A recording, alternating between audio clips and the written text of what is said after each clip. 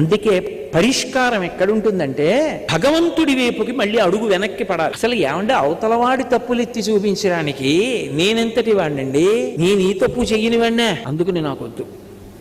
అందుకే కలియుగంలో ఏమిటంటే దోషజ్ఞుడవై ఉండు, తప్పు లేదు. అవతలవారు తప్పు చేశారనుకో అది పొరపాటు అని నువ్వు తెలుసుకుని ఉండు. నీకు అవకాశం కలిగిందా మృదువాక్కుల చేత ఆవిష్కరించు.